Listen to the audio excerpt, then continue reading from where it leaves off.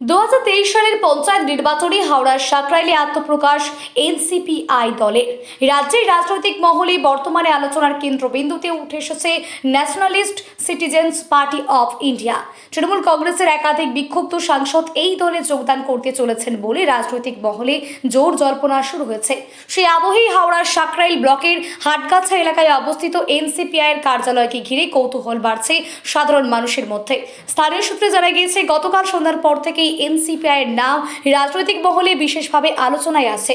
দাবি করা হচ্ছে তৃণমূল কংগ্রেসের প্রায় 20 জন বিক্ষুব্ধ সাংসদ এই দলে যোগ দিতে পারেন।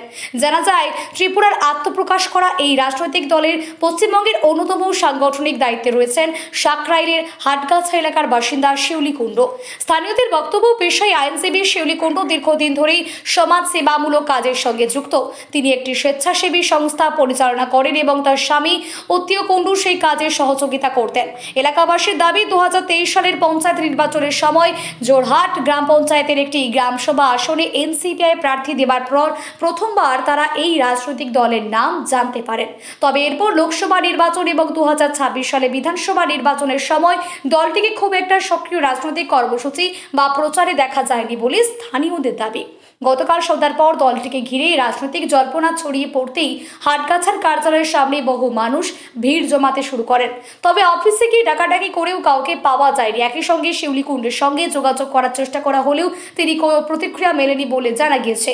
পরিস্থিতির কথা মাথায় রেখেই কার্যালয়ের সামনে পুলিশ এবং কেন্দ্রীয় বাহিনী মোতায়েন করা হয়। নিরাপত্তার স্বার্থেই ব্যবস্থা নেওয়া হয়েছে বলে প্রশাসনিক সূত্রের খবর। এখন রাজনৈতিক মহলের নজর আগামী কয়েকদিনের দিকে। তৃণমূল কংগ্রেসের বিক্ষুব্ধ সাংসদ আদৌ কি এনসিপিআইতে যোগদান দেন কিনা এবং সেই সংক্রান্ত কোনো আনুষ্ঠানিক ছবি বা ঘোষণার সামনে আসে কিনা, সেদিকেই তাকিয়ে রয়েছে রাজ্যের রাজনৈতিক মহল। দেখুন, দল কিভাবে করছে এটা বলতে পারবো না। এনারা প্রথম এসেছিল এটা জাগবিশ্ব হিসাবে, এনারা প্রথমে এটা বললো আমাদের, এবং পুলিশ প্রশাসন থেকে এটাকে উদ্বোধন হয়েছিল। উদ্বোধন হয়ে বাচ্চাদের, এটা বছর 7 আগে, 7-8 আগে হবে, মানে ওটা আমার মনে নেই। শিউলি কুণ্ডু আর উত্তীয় কুণ্ডু, উত্তীয় কুণ্ডু, ওনারা এইটাকে করলো। এটা আগে ছিল একটা হোম ছিল, হোমটা এনজিও ছিল।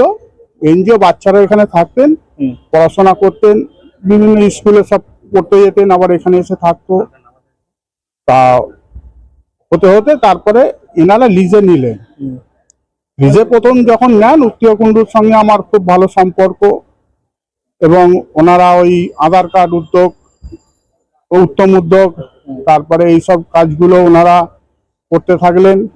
তারপরে এখানে পুজোর সময় মেয়েদের শাড়ি বিতরণ, একটা করে দিওয়ালির সময় একটা করে ল্যাম্প দিতে থাকেন। দেওয়ার পরে তারপরে ইলেকশনে, পঞ্চায়েত ইলেকশনে 2023 সালে একটা আদিবাসী অল্প বয়স্ক মহিলা, ওর নাম হচ্ছে মীরা সোরেন, ওনাদের হোমেই থাকতেন, এইখানেই থাকতেন, ওনাকে দাঁড় করালেন। ডোর টু ডোর দিয়ে শিউলি কুণ্ডু প্রচারে ছিলেন। প্রচার থেকে উনি কিছু পঞ্চায়েত ইলেকশনে ভোটও কালেকশন করেছিলেন। উনি কি ন্যাশনাল যে পার্টিটা বলা যাচ্ছে ন্যাশনাল সিটিজেন পার্টি, ওনার ওই পার্টির ব্যানারেই ভোটে লড়েছিলেন? এই এনসিপি পার্টি, এই যেটা আছে এই পার্টিতেই ভোটে দাঁড়িয়েছিল।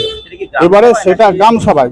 এবারে দেখুন, আমাদের তো অত শত, আমরা অত সত্যিকারে বলতে আমরা অতটা জানি না কি পার্টি, কি কোন পার্টি কি করছে না করছে, অত আমাদের অত সত্যিকারের সময়ও নেই আর জানার দরকারও নেই।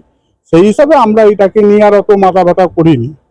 তো আজকে আপনারা এসেছেন, জানা গেছে যেখানে টিএমসি থেকে 22 জন, যে না সেসব আমরা বলতে পারবো। ভেতরে এত ডিটেলস আমরা কি করে জানবো? আপনি গ্রামবাসী হিসেবে খবর দেখছেন, এই যে আপনার গ্রামের মানুষ যেখানে দাঁড়িয়ে 22টা সংখ্যার কাছাকাছি, না সেসব এই তো আজকে আমরা শুনতে পাচ্ছি আপনাদের মুখ থেকে, সাংবাদিকদের মুখ থেকে এটা শুনতে পাচ্ছি 22 জন সাংসদ এটা আপনাদের সঙ্গে, মানে এই এদের সঙ্গে যুক্ত হয়েছে।